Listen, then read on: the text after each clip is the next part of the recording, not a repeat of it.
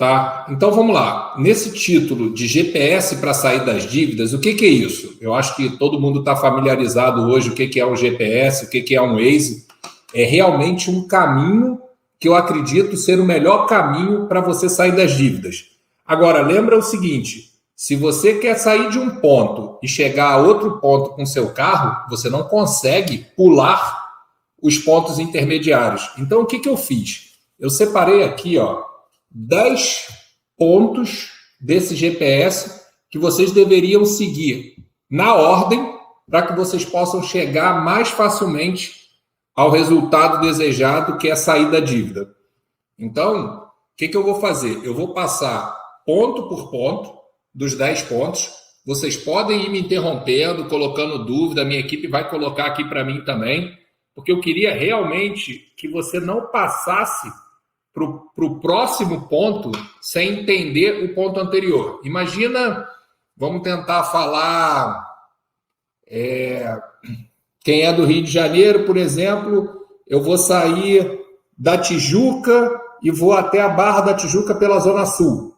Então, tem um caminho que eu vou pegar. Eu tenho que chegar no túnel Rebouças, do túnel Rebouças eu tenho que chegar na Lagoa, da Lagoa eu tenho que chegar no Leme, do Leme eu tenho que chegar em Copacabana, de Copacabana eu tenho que chegar em Ipanema, de Ipanema eu tenho que chegar no Leblon, do Leblon eu tenho que chegar em São Conrado, de São Conrado para Barra.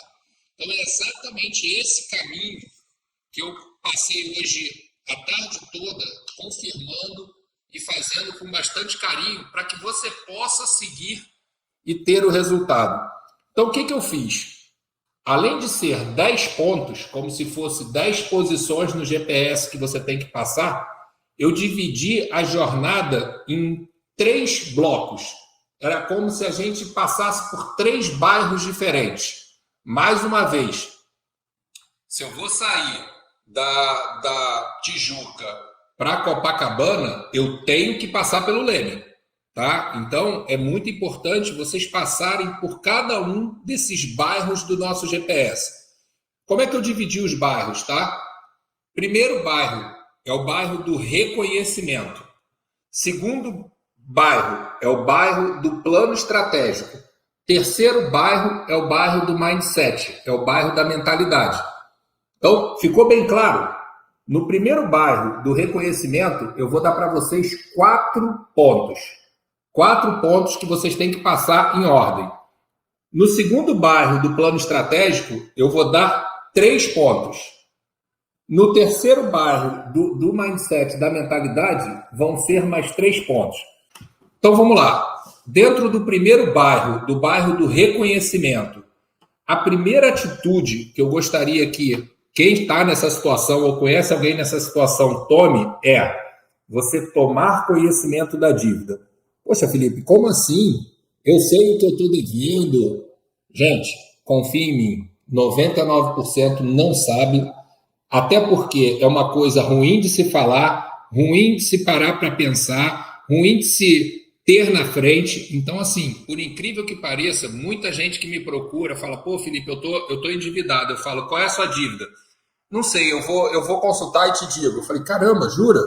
Jura que você não sabe a que banco você deve, a que fornecedor você deve. Então, o primeiro passo, tá? Você está nessa situação, ou a sua empresa está nessa situação, você conhece alguém que está precisando de ajuda, você vai ajudar a pessoa. Primeira coisa que você deveria fazer é o seguinte, vamos parar aqui e vamos listar a dívida. Qual a dívida? Aonde você tem dívida e qual o valor? Então, é importante você listar ponto por ponto. O segundo ponto, gente, é um exercício, por isso que eu estou pedindo para que vocês tenham papel e caneta. No segundo ponto, o que você tem que fazer? Você tem que pegar cada dívida que você tem e separar em 3 caixinhas. Uma caixinha é a dívida de curto prazo. É aquela dívida, é o cheque especial que todo dia conta juros, é aquela dívida que se você não pagar vai cortar a luz da sua casa amanhã. Então, você precisa botar as dívidas de curto prazo numa caixinha, as dívidas de médio prazo numa outra caixinha e as dívidas de longo prazo numa terceira caixinha. Ah, Felipe, você está querendo dizer que uma é mais importante que a outra? Eu digo o seguinte, uma é mais emergencial que a outra. E mais, quando a gente for para o terceiro passo, você vai entender o porquê é muito importante você criar 3 colunas diferentes. Mas o nome já te diz, aquela de curto prazo, ela te cria um problema amanhã, entendeu? Ela te paralisa, ela não deixa que você siga. Essa aí, ela tem que ser resolvida o quanto antes. E aí você vai seguindo nessa ordem, depois a de médio prazo e depois a de longo prazo. Feita essa planilha, você vai somar quanto eu tenho de curto prazo, quanto eu tenho de médio prazo, quanto eu tenho de longo prazo. Poxa, tá bom, Felipe, o que você considera curto prazo? Curto prazo para mim é de no máximo 1 semana. Tá? São as dívidas que você tem que pagar amanhã, depois da manhã, no máximo em 1 semana. O que seria, no nosso caso aqui, a dívida de médio prazo? É a dívida que você tem que pagar até 1, 2 meses. O que seria de longo prazo? É aquela que você pode começar a pagar depois de 2 meses. Então, a partir do momento que você fez essa lista, você começa a entender. E aí, vamos lá. Qual é o passo 3? Ainda dentro da primeira parte, que é o reconhecimento. Comece a tentar renegociar cada uma das dívidas. E olha, eu costumo dizer o seguinte, não é que eu gosto da pandemia, mas se tem uma grande vantagem da pandemia é que a culpa deixa de ser sua. Existiu um fator externo que atrapalhou todo mundo. Hoje são 5 milhões de empresas endividadas. Então, as pessoas, quando está um momento, está todo mundo bem e você está endividado, você liga para um credor, ele fala, não quero nem te ouvir. Nesse momento, está todo mundo tendo que ouvir. Se você tem alguém, você tem um imóvel que o cara está atrasado no aluguel, não dá para tirá-lo, não tem ninguém para pagar nesse momento. Começa a renegociar. Então, já que você está do outro lado, de uma maneira honesta, de uma maneira, não é assim, poxa, não vou pagar e que se dane. É realmente ligar para as pessoas e falar, olha, eu não tenho condições de pagar essa conta amanhã, eu queria ver o quanto você pode alongar de prazo para mim, o quanto você pode parcelar essa dívida. E aí é importante que você vá dívida por dívida tentando negociar. Começa a botar assim, eu vou pedir tanto de prazo. Se for sim, beleza, seguimos. Se for não, eu já sei que é possível isso acontecer, eu vou pedir a metade, eu vou tentar outra coisa. Então, é importante, mesmo aquela que parece impossível, pensa o seguinte, nesse momento, até o impossível é possível, porque as pessoas sabem o que está acontecendo. Então, vá dívida por dívida, é importante você fazer a ligação, é importante você tentar um alongamento, é importante você tentar um parcelamento.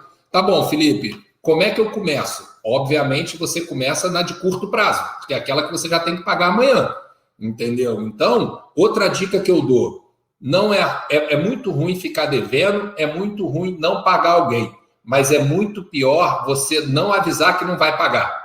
Então, a partir do momento que você liga com a maior antecedência possível e fala, olha, por razões estruturais, externas, eu não vou conseguir te pagar nesse dia, a pessoa já não vai ficar feliz, mas já olha de uma maneira diferente. Quando você coloca, então, uma previsão para ela, tudo fica menos pior. Então, fica com isso na cabeça.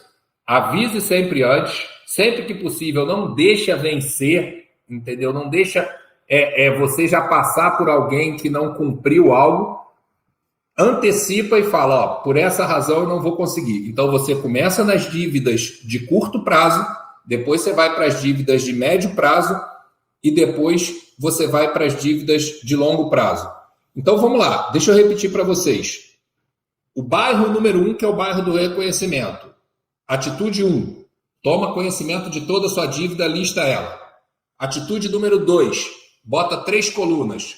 Curto, médio e longo prazo. Curto, 1 dia até 1 semana. Médio, até 1 mês ou 2 meses que você tem para pagar. Longo prazo, acima de 2 meses. Depois, você começa a mapear qual que você consegue alongar. Então, vamos lá. Peguei a primeira dívida de curto prazo. Consegui jogá-la para 2 semanas, ela já sai de curto, vai para médio prazo. Peguei uma de 1 dia, joguei para 5 dias.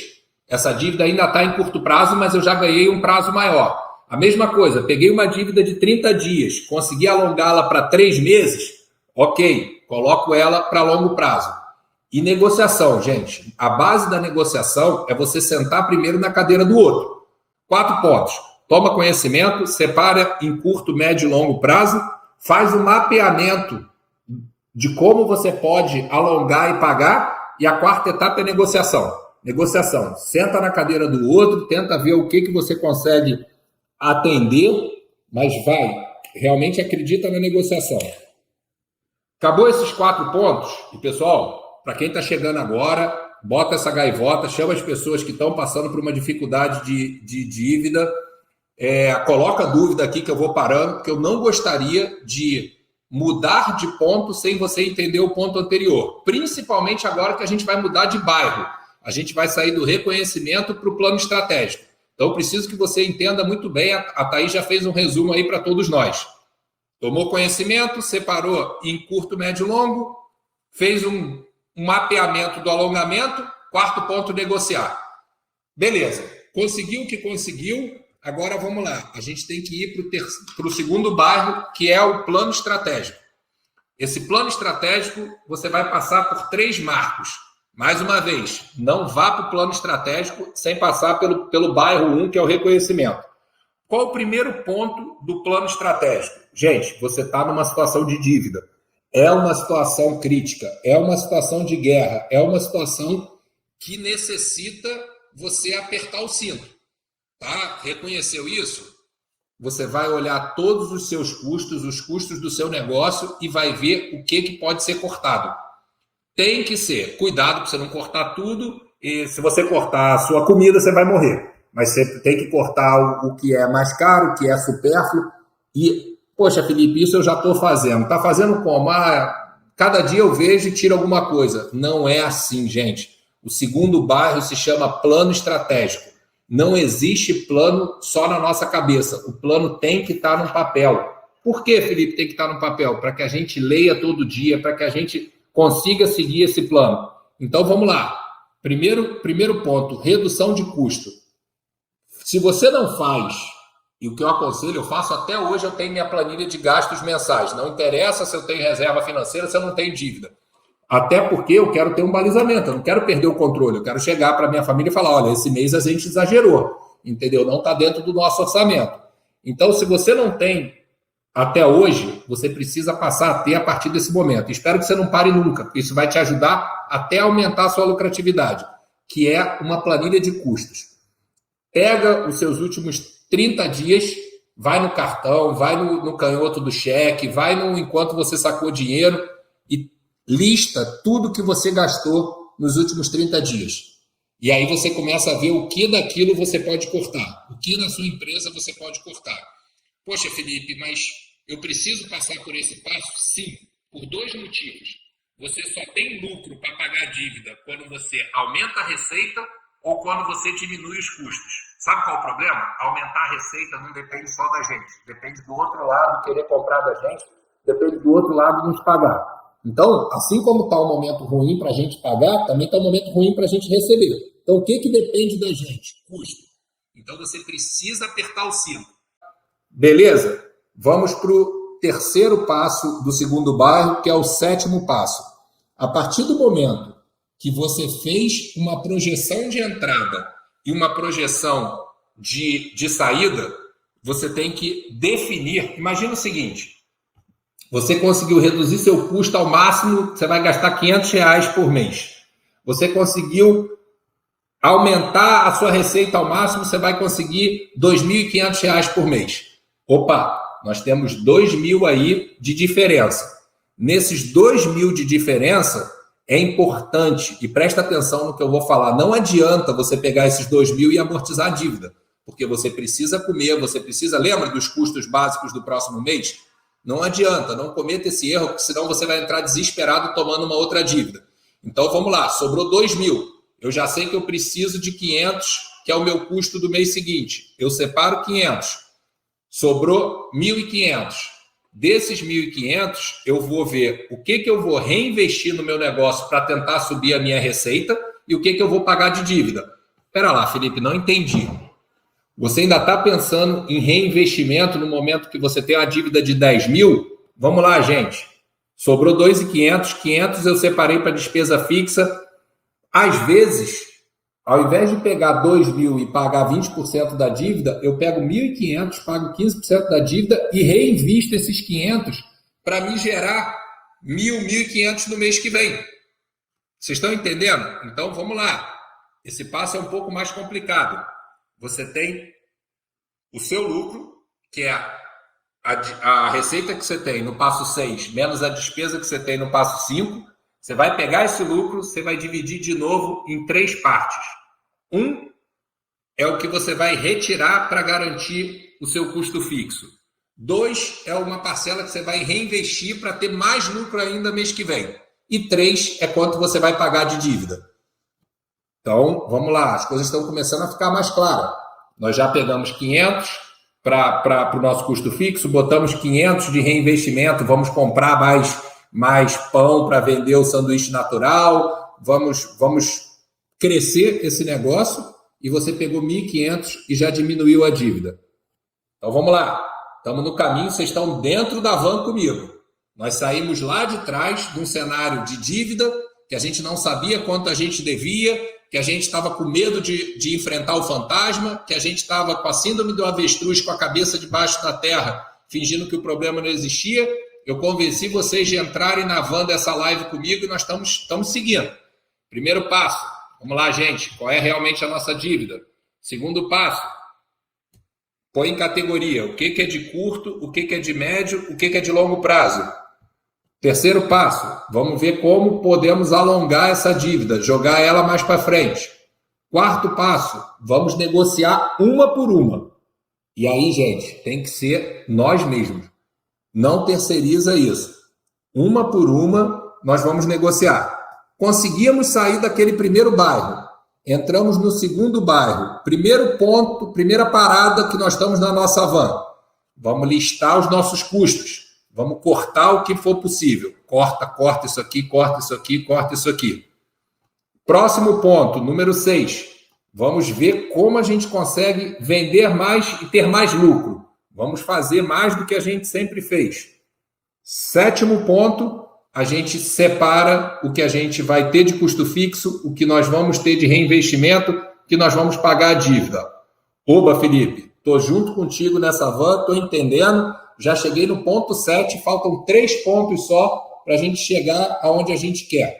Vamos para o terceiro e último bairro e para o nosso 8º ponto, tá? É o bairro do mindset, da mentalidade. Poxa, pera lá, Felipe. Primeiro você pediu reconhecimento, que eu entendesse realmente qual é a minha dívida, isso. Depois você pediu um plano estratégico, exatamente. Pô, não já é o bastante? Não é, gente. Porque mesmo quem chega no final desse 7º ponto, se a pessoa não mudar a mentalidade dela, ela comete os mesmos erros do passado, entendeu? Ela rapidamente esquece do plano, ela entra nesse modo que eu chamo que é o modo de desespero, aquele módulo que, cara, eu estou desesperado, eu vou para a rua gastar, comprar alguma coisa, porque isso pode vai me dar uma satisfação, mas, gente, é uma satisfação de 5 minutos e depois você aumentou sua dívida.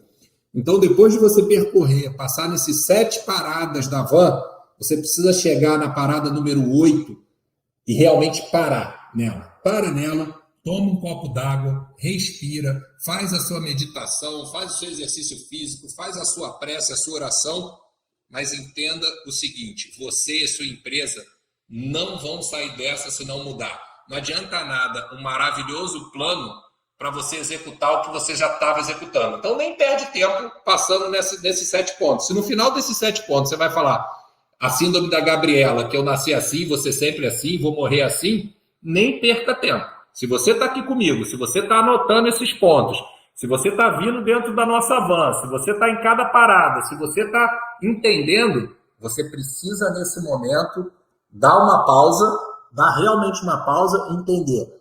Eu quero fazer diferente. Eu vou mudar. Eu vou realmente pensar diferente. Eu vou acabar com aquele negócio do eu mereço. Eu mereço comprar esse sapato porque eu estou trabalhando muito. Não, você merece ter muito mais que isso. Só que enquanto você estiver nessa cabeça da pequena recompensa, você não vai chegar longe. Então, faça o exercício que for melhor para você. Presta atenção, o 9º passo, lembra que quem já me acompanha há tempo, sabe que eu sou um cara de estratégia, mas eu falo sempre que estratégia é 30%, 70% é execução. Lembra disso? Estratégia é 30%, 70% é execução. Ah, Felipe, agora você ferrou tudo. Nós já andamos 8 paradas e você disse para mim que nós só andamos 30%. Exatamente isso, gente. Nós só andamos 30% do caminho. Se você está comigo, se você está junto, se você fez ponto por ponto, se você está anotando tudo, se você chegou no 8º entendendo tudo, você chegou a 30% do caminho. Agora, o 9º passo é onde muita gente fracassa. Porque de nada adianta isso, todo esse estudo que a gente fez, você nunca tinha parado para ver isso, você nunca tinha escrito nada disso, agora você tem tudo mapeado e se você não executar. Então vamos lá. A parada 9 é aquela parada na beira da praia, aquela parada maravilhosa, só que aquela parada que você para chegar na água vai ter que caminhar 300 metros na areia quente. E tem que caminhar, não tem... Sabe quando você chega naquela praia que a areia é imensa? Não tem um teleférico para te jogar dentro d'água. Você tem que passar na areia quente, você tem que executar, você tem que realmente pagar o preço, você tem que acordar mais cedo, você tem que dormir mais tarde, você tem que revisitar todo dia, se bobear 3 vezes por dia, de manhã, de tarde, de noite, você vai reler o papelzinho que vai estar escrito o seu plano. Você vai estar lembrando o seguinte: poxa, eu já comecei a vender suco aqui na vizinhança, eu estou vendendo sanduíche natural, surgiu uma ideia agora de vender sacolé. E tudo bem, gente, não tem nada de feio nisso. Para com essas crenças limitantes. Ah, mas eu já fui. Pouco importa, entendeu? Você está se preparando para ser algo bem maior ainda. Então é só uma jornada, é só uma forma de você desenvolver novas habilidades. Então vamos lá. Depois do ponto 9, que é a execução, preste muita atenção no ponto mais importante, que é o ponto 10.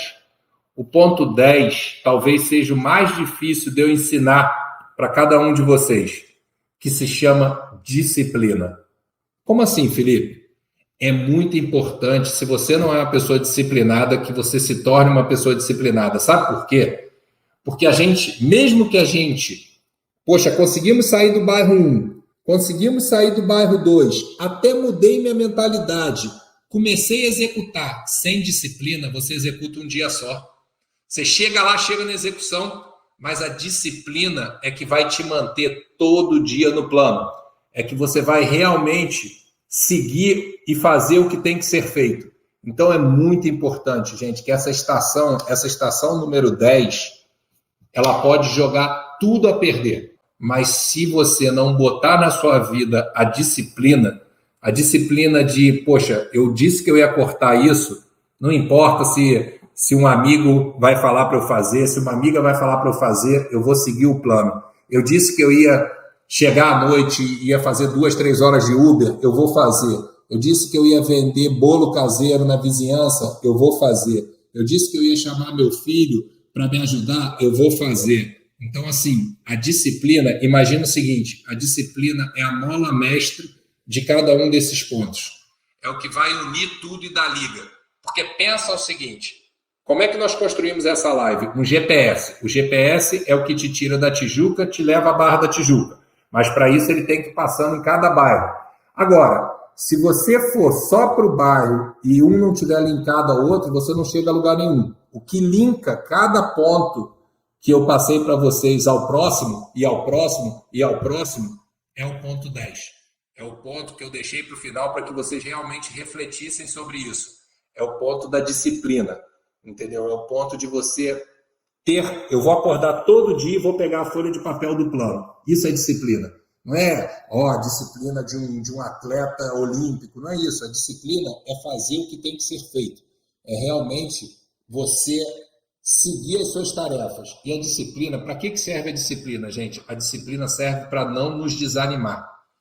Porque vai dar vontade em todo mundo de comprar alguma coisa, vai dar vontade em todo mundo de ficar mais na cama e não acordar cedo, vai dar vontade todo mundo de dizer, poxa, eu estou com vergonha de fazer isso. Todos nós temos essas crenças limitantes.